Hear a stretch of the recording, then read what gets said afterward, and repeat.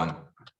Hello, welcome to Undisputed Boxing. We're back to talk news, and we're going to do a quick review on the big one, Jake Paul versus Tyron Woodley. I'm here with Rick. If you're new to the channel, please like and subscribe. Hit the like button, leave a comment. We haven't done a video for just over a week, so apologies.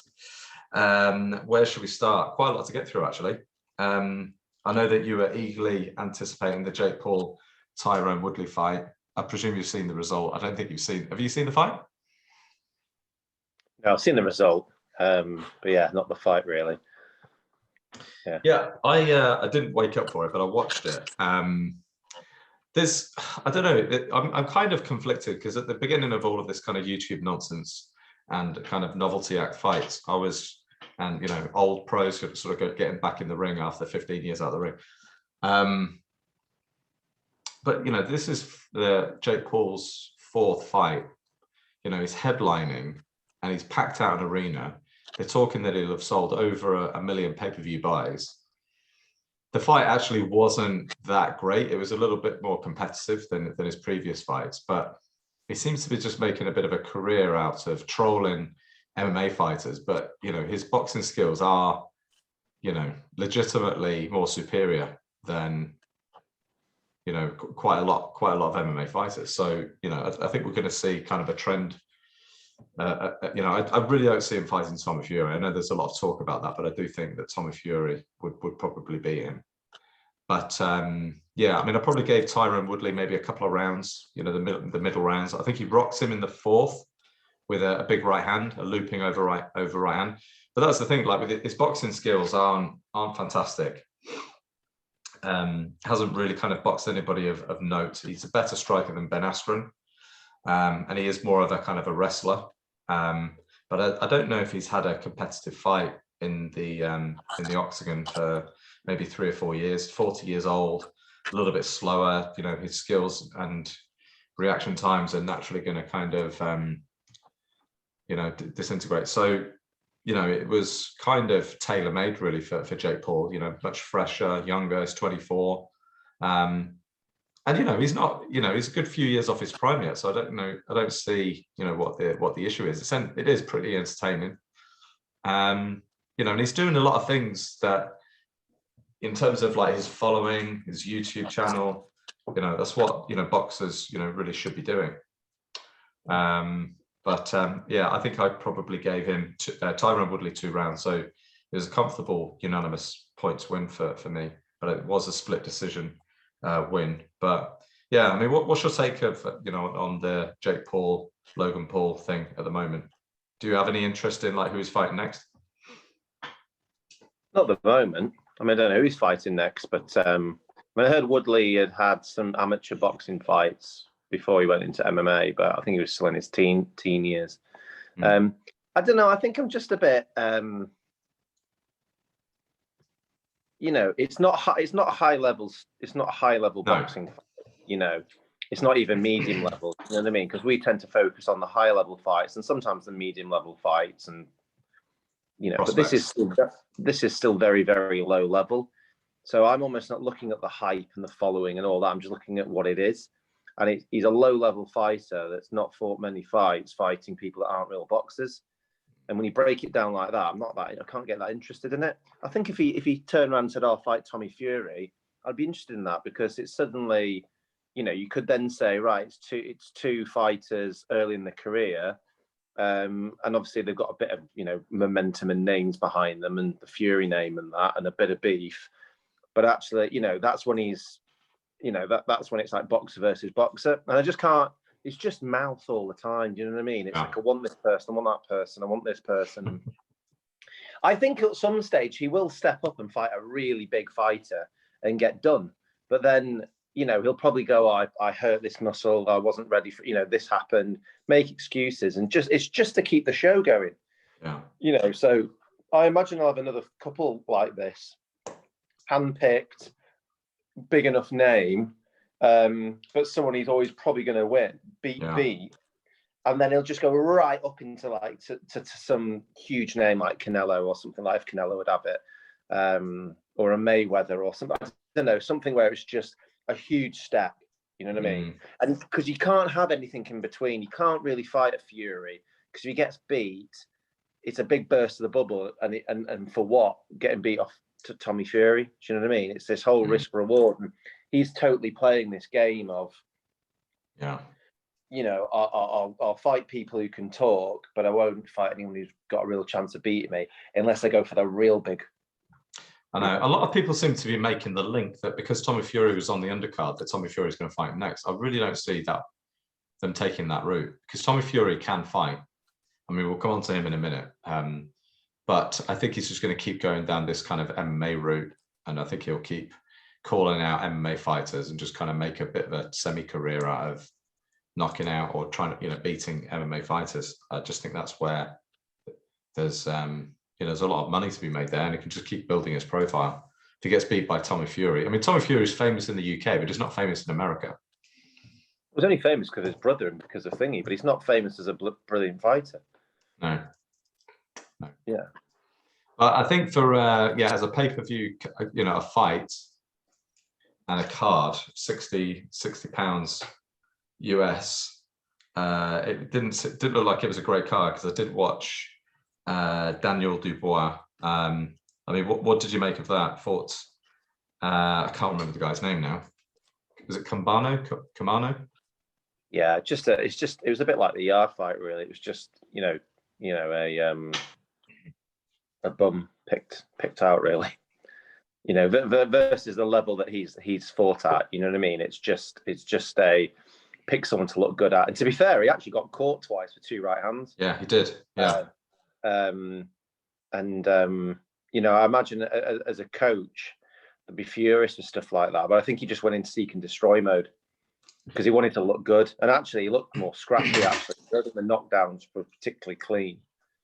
So I just don't know what that does for him, other than a bit of experience in fighting in America and getting profile. It wasn't a great learning fight or to develop him, other than a bit of experience fighting in America. But as long as it's seen as that, it's like the Yarde fight. I know we'll get onto it. It's just like, what was that? You know, what does that get you ready for? I know, but here's what I don't understand. And, I'll try not to go into a rant about the WBA, but Daniel Dubois loses to Joe Joyce in, pretty convincing fashion. We won't go down that road now, but, kind of quit against Joe Joyce after getting his head jabbed off, and then runs through Bogdan Dinu, who is barely top 50, and then knocks out this guy who's barely top 100, and he's now mandatory challenger for Anthony Joshua in the WBA. Like, I don't quite understand that. Is he though, or does he have to fight Trevor? Oh, Trevor Bryan, yeah. So he's the regular champion. Yeah. Well, that again, another sort of farce with the WBA. But they're saying now that he is mandatory challenger for the WBA regular title. Then, yeah. Yeah, because I think they scrapped the interim or something. I think it's the scrapping of the interim that's done this, or something like that. I mean, there's too many belts anyway, so any belt getting scrapped, I'm probably quite in favour of. Yeah, but I don't know. It just feels like the route to a world title shot, no matter how insignificant that title is, should be a lot tougher than Bogdan Dinu and whoever this guy was. But yeah, I don't think we've really learned too much about Dubois. And I know, to be fair, he is under a new coach, but it just feels like Dubois is a bit of a rebuilding job. I don't see why they'd want to rush him into kind of a world title shot, because he still really lacks head movement. He gets caught. He is reckless. I'm kind of off the Daniel Dubois train. Not that I was massively on it in the first place, but I'd like to see him against some, a genuine kind of top 10, top 15, which is why I was really intrigued to see how to get on against Joe Joyce. But yeah. I mean, I'd like to see him against Takam. I think that's a good fight. Yeah, I think we'll definitely learn a lot more.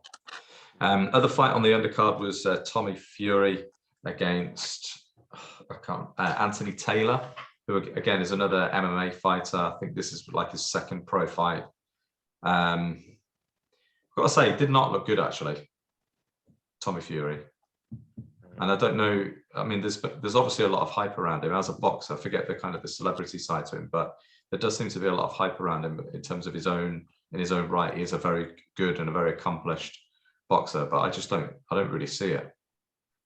I mean, if he is, he should really be dealing with guys like that a lot easier.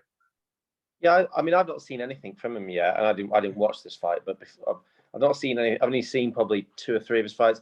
Not seen anything at the moment that I've gone, wow. You know, I mean, he looks very average, and he's not really out of an amateur career. He spent a lot of time, you know, doing celebrity things. And he's one of those where his following is far further on than his abilities. Yeah. You know, and sometimes you get boxers the other way around. But, you know, I mean, I didn't see the fight, but I heard the guy fought in a style that made it hard to look good. So I don't know if you're saying it wasn't very good because it was too competitive for what it should be, or whether it was just he should have got him out and he didn't. Yeah, and that might just be because he's not very heavy-handed, which, you know, some boxers are very good and they're just not particularly heavy-handed, but they are, you know, very good. He looked lighter because he looked too heavy last time, too muscle-bound. Fairly similar. I don't know if he's very particularly tight at the weight, but yeah, didn't look too muscle-bound. Yeah. All right. Well, that's that one. I think this one's going to be a lot of whinging on this video. Anthony Yarde versus Alex Tyrrell on the undercard of Akeem Ennis-Brown versus Sam Maxwell. Discuss. What was your take on that one? I didn't watch the main event, but I do actually want to watch the main event because I know there was some beef. Quite enjoyed the you know, the because it was for the British and Commonwealth. It was, yeah. So I do actually want to watch the fight, but I know it went to points, didn't it? But I saw the Yarde fight, and again, relatively pointless. I mean, it's just like what's that getting him ready for? Yeah, I don't know. You know, is he gonna fight someone else? Is he gonna go back in? I think it's billed as a tune-up fight for the rematch with Lyndon Arthur. Well, it ain't great for that, really, is it? No. I mean, this guy. This is a typical Bricktop thing, isn't it? I mean, it's partly. I think Bricktop can't afford these middle of the road fighters. So he has crap, or then puts him against someone really good. Yeah. Yarde had this on the way up last time. You know, didn't fight anyone that really tested him. Fought Kovalev because Kovalev was paying them.